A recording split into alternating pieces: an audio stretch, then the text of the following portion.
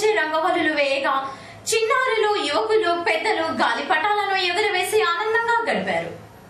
గ్రామీణ ప్రాంతాల్లోని రైతన్నల గృహాలు ధాన్యపు రాసులతో కలకలలాడాయి. డూడు బసవన్నల గంగిరెద్దులను ప్రత్యేకంగా అలంకరించి నందీశ్వరుని ప్రతిరూపంగా చేసి పండుగ రోజున అందరి లోగిళ్లలో ఆటపాటలతో ఘనంగా నిర్వహించారు.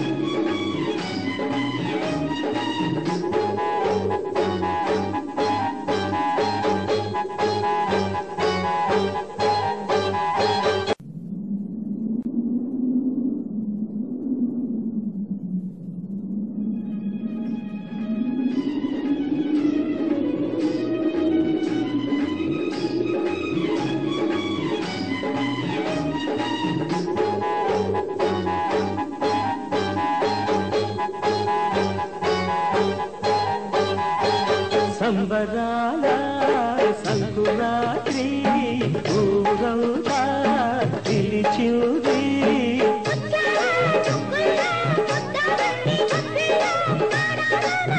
సంబరాల సంకురాత్రి ఊరంతా పిలిచింది.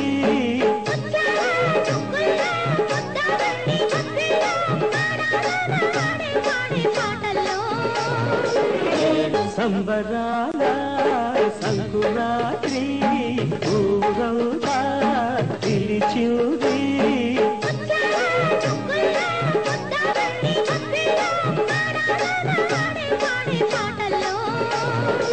ఏడాదికో పండగ బ్రతుకంత తొలి పండగ. ఏడాదికో పండగ బ్రతుకంత తొలి పండగ. న్యూస్ ఛానల్ వారికి మొదటి వార్షికోత్సవ శుభాకాంక్షలు తెలియజేస్తున్నాం.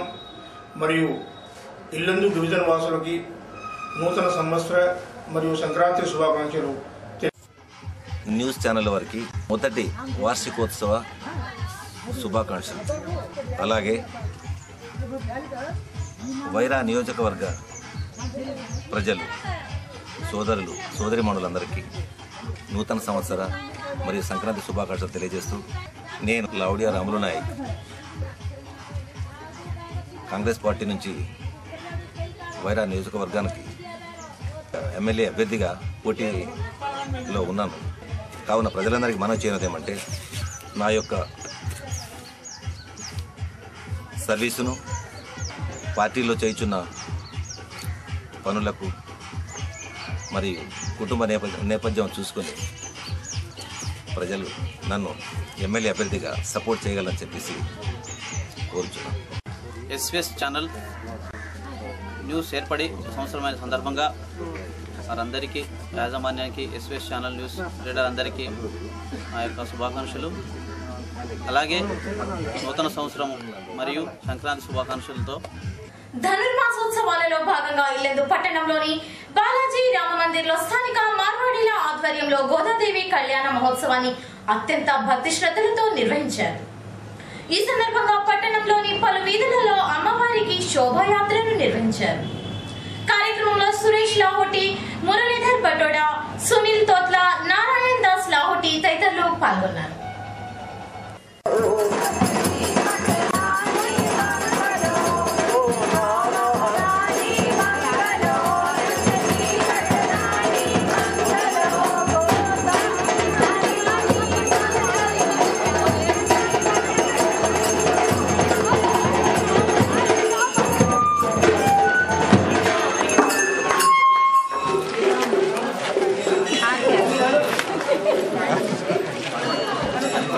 बोलिए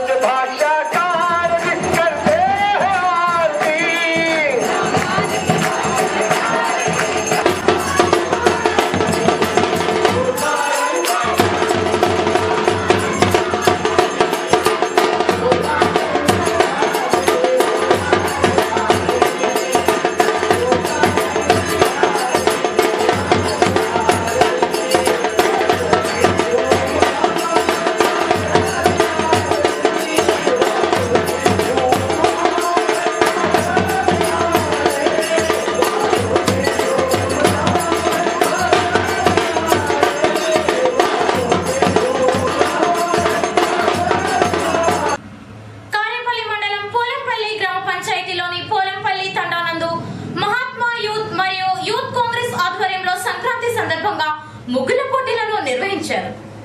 కార్యక్రమానికి మహిళలు అధిక సంఖ్యలో పాల్గొన్నారు. ముఖ్య అతిథులుగా వైరా నియోజకవర్గ కాంగ్రెస్ నాయకుడు రాములు నాయక్, సర్పంచ్లు భద్రు నాయక్, బన్సీలాల్ బోసి, యూత్ కాంగ్రెస్ నాయకులు యుగేందర్ నాయక్, రామ్కి తదితరులు పాల్గొన్నారు. కార్యక్రమానికి జి సుజాత, గీతా, జానకిలు న్యాయ నిర్ణేతలుగా వ్యవహరించారు.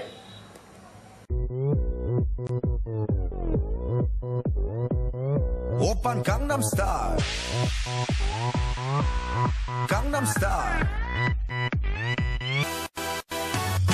낮에는 따사로운 인간적인 여자 커피 한 잔에 여유를 아는 품격 있는 여자 밤이 오면 심장이 뜨거워지는 여자 그런 반전 있는 여자 너는 선어해 낮에는 너만큼 따사로운 그런 선어해 커피 식기도 전에 원샷 때리는 선어해 밤이 오면 심장이 터져버리는 선어해 그런 선어해 아름다워 사랑스러워 그래 너 그래 바로 너 아름다워 사랑스러워 그래 너 그래 바로 너 지금부터 갈 때까지 가볼까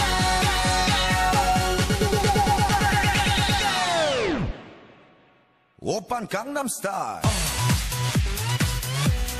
강남스타일 오빤 강남스타일 강남스타일 오빤 강남스타일 에이 섹시 레이디 오빤 강남스타일 에이 섹시 레이디 성숙해 보이지만 놀 땐 노는 여자 이때다 싶으면 묶었던 머리 푸는 여자 가렸지만 웬만한 노출보다 야한 여자 그런 감각적인 여자 나는 선어해 점잖아 보이지만 놀 땐 노는 선어해 내가 되면 완전 미쳐버리는 선어해 근육보다 사상이 울퉁불퉁한 선어해 그런 선어해 아름다워 사랑스러워 그래 너 그래 바로 너 아름다워 사랑스러워 그래 너 그래 바로 너 지금부터 갈 때까지 가볼까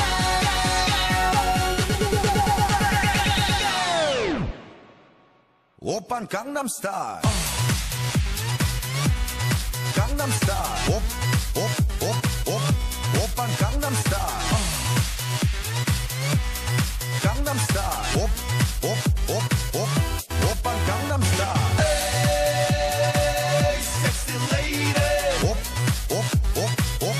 오빤 강남스타일 에이 섹시 레이디 뛰는 놈그 위에 나는 놈 베이베 베이베 나는 뭘 좀 아는 놈 뛰는 놈 그 위에 나는 놈 베이베 베이베 나는 뭘 좀 아는 놈 You know what I'm saying 오빤 강남스타일 섹시 레이디 오빤 강남스타일 섹시 레이디 오빤 강남스타일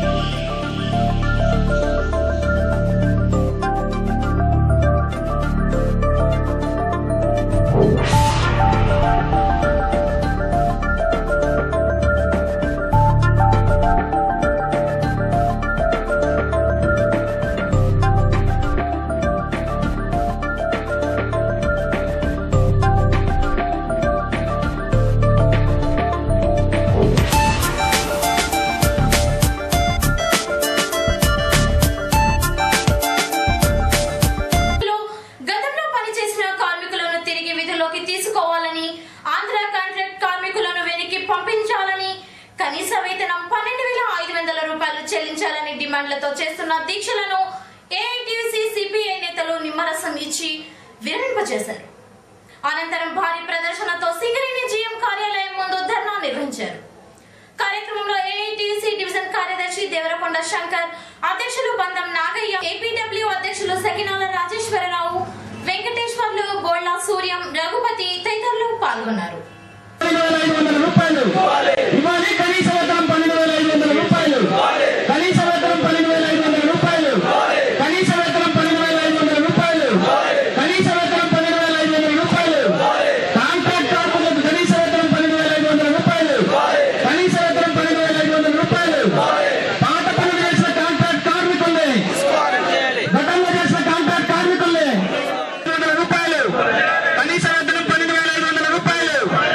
ఈ యొక్క కాంట్రాక్టు వర్కర్స్ ని ఖచ్చితంగా ఈ వర్క్స్ ని కంటిన్యూ చేయాలని మనం వర్కర్స్ తరఫున డిమాండ్ చేస్తున్నాం.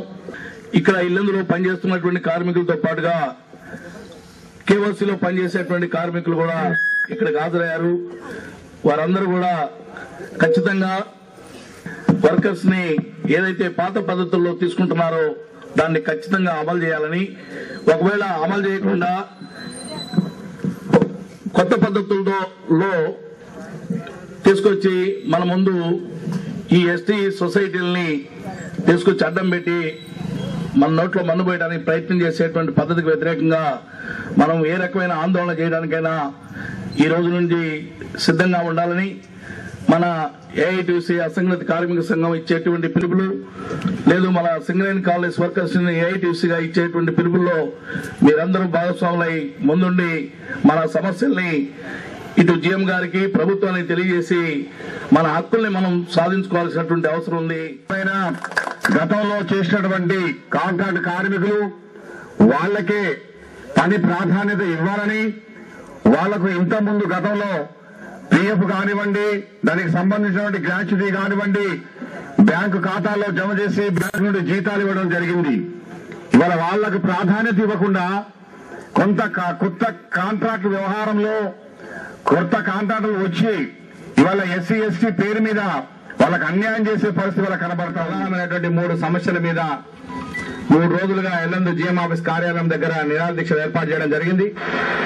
దాంట్లో ప్రధానమైనటువంటి డిమాండ్ సింగరేణిలో పనిచేస్తున్నటువంటి ఎల్లందులో పనిచేస్తున్నటువంటి కాంట్రాక్ట్ వర్కర్స్ గత కొన్ని సంవత్సరాలుగా చేస్తున్నటువంటి వారి యొక్క స్థానంలో ఎస్టీ అనే పేరు మీద తీసుకొచ్చి వీళ్ళని తొలగించేటువంటి పద్ధతికి వ్యతిరేకంగా, అదేవిధంగా కాంట్రాక్ట్ కార్మికులు ఎవరైతే చేస్తా ఉన్నారో వాళ్లకు పని భద్రత కల్పించాలని, దాంట్లో ముఖ్యంగా ఇవాళ కోల్ ఇండియాలో కూడా మరి 9వ వేతనంలో జాతీయ సంఘాలు, అదేవిధంగా ఇవాళ పార్లమెంట్ లో కూడా ఇవాళ కాంట్రాక్ట్ కార్మికులకు బిల్లులు తీసుకురావడం కోసం వాళ్ళ కనీస వేతనం 12,500 రూపాయలు ఇవ్వాలని, దాంతో భాగంగా ఇవాళ మరి కంపెనీలో వచ్చినటువంటి లాభాల బోనస్ ఏదైతుందో మరి వచ్చినటువంటి లాభాల బోనస్ కూడా కాంట్రాక్ట్ కార్మికులకు ఇవ్వాలని, దాంతో పాటు వాళ్ళకు వైద్య, విద్య, గృహ సౌకర్యాలతో పాటు అనేకమైనటువంటి సౌకర్యాలు కూడా కల్పించాలని చెప్పేసి ఇవాళ భారతదేశ వ్యాప్తంగా ఏఐటీయూసీ ఇవాళ అనేక దఫాలుగా ఇవాళ పోరాటం చేసినటువంటి పరిస్థితి అందరికీ తెలుసు. ఉన్నటువంటి వాళ్ళు ఇవాళ పనిచేసినటువంటి కార్మికుల పిల్లలు ఇక్కడ ఉన్నారు. కానీ ఇవాళ వాటిని కొత్తగా వచ్చేటువంటి టెండర్లలో మీరు ఇవ్వండి, మాకు అభ్యంతరం లేదు. కానీ ఏవైతే కాంట్రాక్ట్ కార్మికులు ఇంతకుముందు గతంలో పనిచేశారో, సీఎంపీఎఫ్ ఎవరికైతే ఉన్నదో వాళ్ళను తొలగిస్తే మటుకి మేము సహించేది లేదు అని చెప్పేసి కూడా మేము అందరూ కూడా విజ్ఞప్తి చేస్తా ఉన్నాం. కాబట్టి మేము జీఎం గారికి విజ్ఞప్తి చేస్తా ఉన్నాం, సానుకూలంగా మీరు పరిష్కారం చేయండి. ఇలా ఏదవుతుందో మరి ఇలా తౌడు పోసి ఇలా కొట్లాట పెట్టడం సరైనటువంటి పద్ధతి కాదు. కార్మికులు కొట్లాడేటువంటి పద్ధతి తీసుకురావడం సరైనటువంటి విధానం కాదు. కాబట్టి తప్పనిసరిగా ఇవాళ ఏదైతుందో వచ్చినటువంటి కాంట్రాక్ట్ లో వాళ్ళు పని చేశారు కాబట్టి అదే పనిని ఇలా మరి ఏదైతుందో వెంటనే ప్రారంభం చేయాలని, ప్రారంభం చేసి వాళ్ళ కుటుంబాలకు న్యాయం చేయాలని చెప్పేసి కూడా సింగరేణి కాస్ వర్కర్స్ ఏఐటీసీగా మేము ఏదైతుందో సింగరేణి యజమానాన్ని మేము డిమాండ్ చేస్తా ఉన్నాం. ఎస్వీఎస్ న్యూస్ వారికి మొదటి వార్షికోత్సవ శుభాకాంక్షలు. మరియు డివిజన్ ప్రజలందరికీ సింగరేణి మర్చెంట్ అసోసియేషన్ ద్వారా తరఫున నూతన సంవత్సరము మరియు సంక్రాంతి శుభాకాంక్షలు.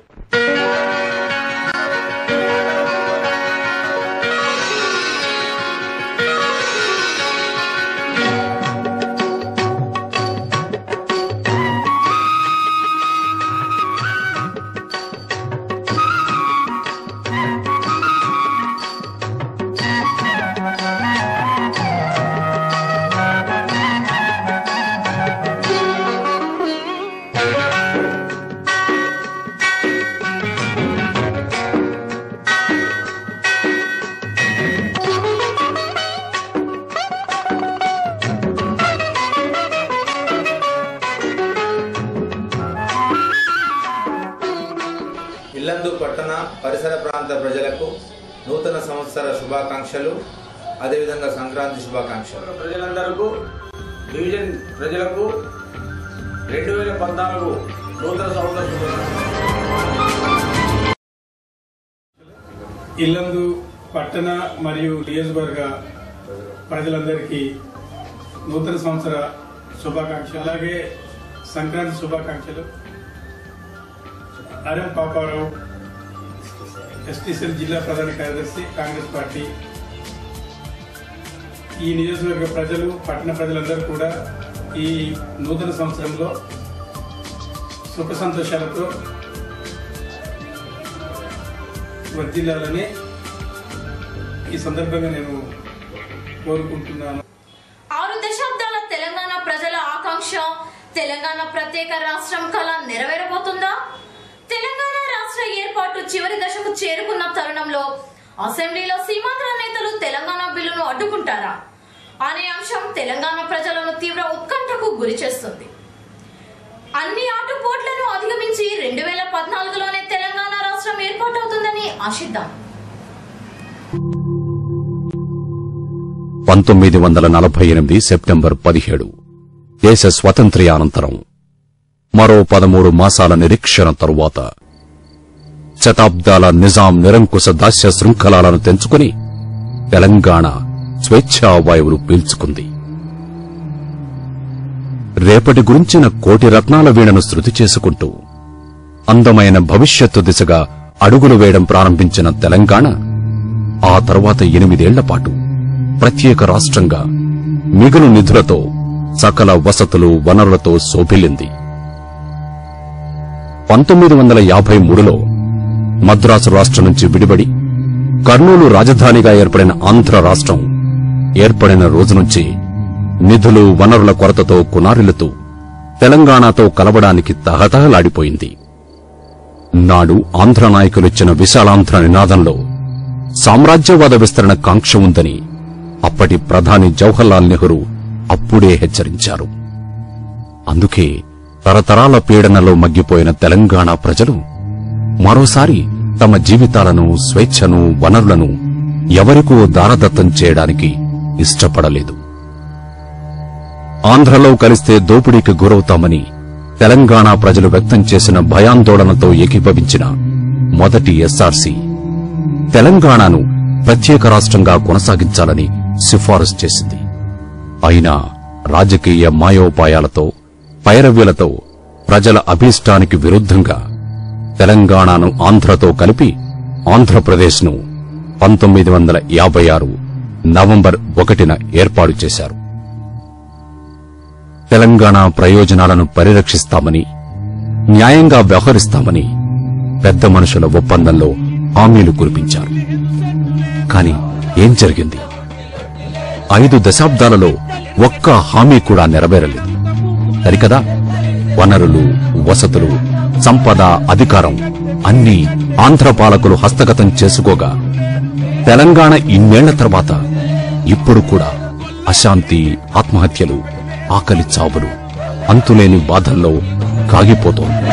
అదిగదిగో తెలంగాణ ఆకలని ఏడుస్తుంది, అదిగదిగో తెలంగాణ ఆకలని ఏడుస్తుంది, అదిగదిగో తెలంగాణ ఆకలని ఏడుస్తుంది, అదిగదిగో తెలంగాణ ఆకలని. దేశంలోని 2 మహానదులు కృష్ణ, గోదావరి తెలంగాణ నుంచే ప్రవహిస్తున్నాయి. ఈ నదీ జలాలతో తెలంగాణను సస్యశ్యామలం చేయడానికి హైదరాబాద్ ప్రభుత్వం తన 8 ఏళ్ల పాలనలో అద్భుతమైన ప్రణాళికలు రూపొందించింది. ఈ నదులపై తలపెట్టిన ప్రాజెక్టులన్నీ పూర్తయితే కనీసం మరో 70 లక్షల ఎకరాల భూమి సాగులోకి వస్తుందని నాడు అందరూ కలలు కన్నారు. కాని 2 రాష్ట్రాల విలీనంతో తెలంగాణ తలరాత మారిపోయింది.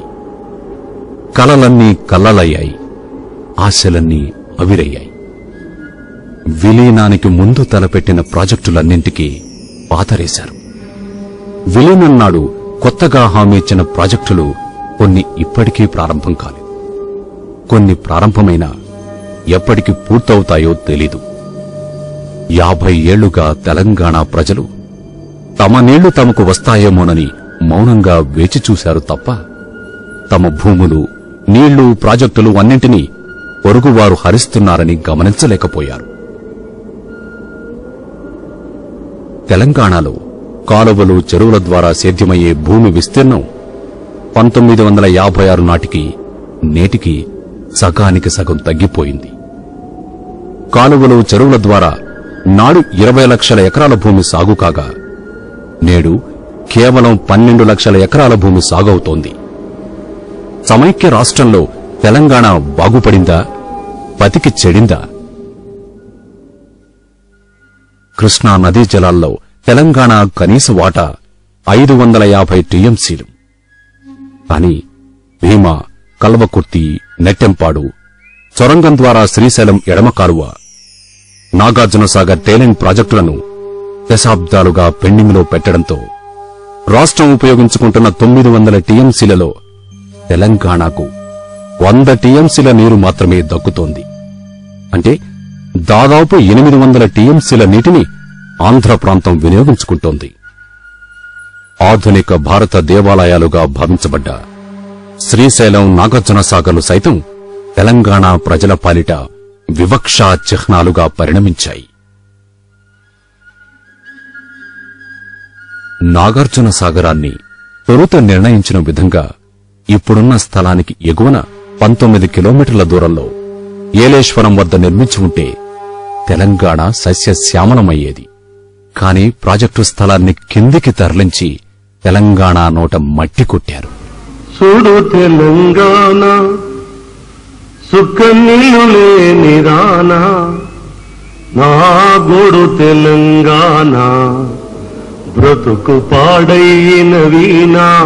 చూడు తెలంగాణ సుఖ నీళ్ళు లేని రానా, నా గోడు దక్షిణ గంగగా ఖ్యాతిగాంచిన గోదావరి తెలంగాణ ప్రాంతం మీదుగా 600 మైళ్లు గలగలమని పారుతుంది. అయినా ఇంత పెద్ద నదిపై తెలంగాణలో ఇప్పటికి నిర్మించింది శ్రీరామ్ సాగర్ ప్రాజెక్టు ఒక్కటే. అంతేకాదు 40 ఏళ్ల క్రితం మొదలుపెట్టిన ఈ ప్రాజెక్టు నిర్మాణం ఇప్పటికీ తొలిదశనే పూర్తి చేసుకోలేదు.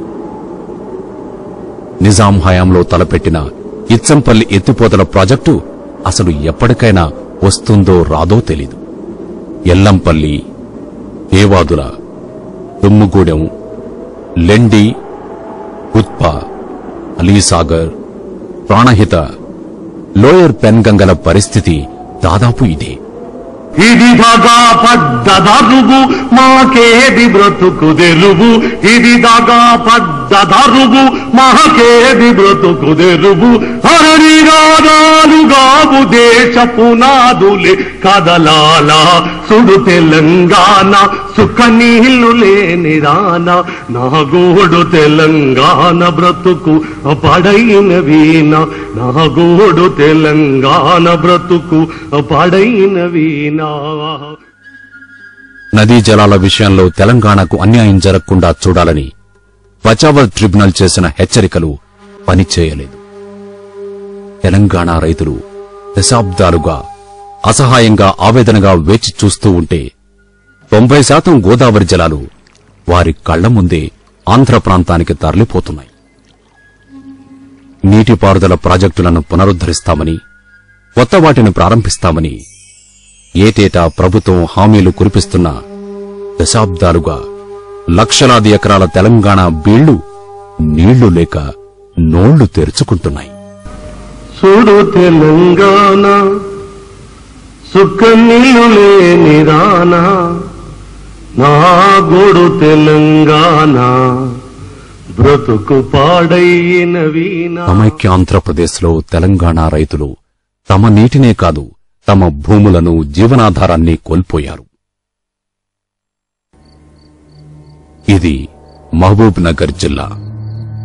కృష్ణానది తన ఉపనదులైన భీమా, తుంగభద్రలతో కలిసి ఆంధ్రప్రదేశ్లో ప్రవేశించేది ఈ జిల్లాలోనే అయినా కరువు కాటకాలు ఇక్కడ శాశ్వతంగా తిష్టవేశాయి.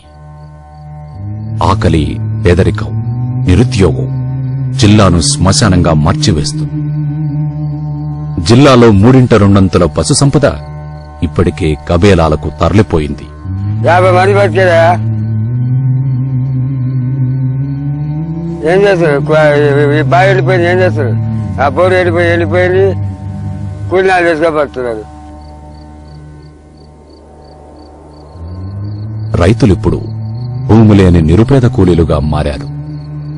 ఏటా దాదాపు 14 లక్షల మంది జిల్లా ప్రజలు పొట్ట చేత పట్టుకుని వలసపోతున్నారు. ఇళ్ల వద్ద ఆదరించేవారు ఆదుకునేవారు లేక కొందరు వృద్ధులు ఆకలి చావులకు గురవుతున్నారు. శతాబ్దాలుగా చెరువులు కుంటలే తెలంగాణ జీవధారలు. ఒకప్పుడు తెలంగాణ గడ్డపై 1,50,000 చెరువులు కుంటలు ఉండేవి. ఎక్కడికక్కడ గొలుసు చెరువులు ఉండేవి. ఒక చెరువు నిండి పొర్లితే ఆ గొలుసులోని చెరువులన్నీ పొంగి పొర్లేవి. కాని ఇది నిన్నటి చరిత్ర.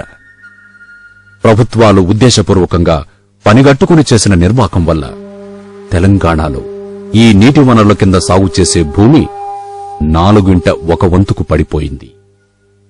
చెరువులు కాలువలు లేకపోవడంతో తెలంగాణ రైతాంగం తప్పనిసరి పరిస్థితుల్లో భూగర్భ జలాలను ఉపయోగించుకోవాల్సి వచ్చింది. భూగర్భ జలాలపై ఎక్కువగా ఆధారపడ్డం వల్ల ఇప్పుడు 700 అడుగుల లోతుకు బోర్లు వేసినా చుక్క నీరు లభించని దురవస్థ తలెత్తింది.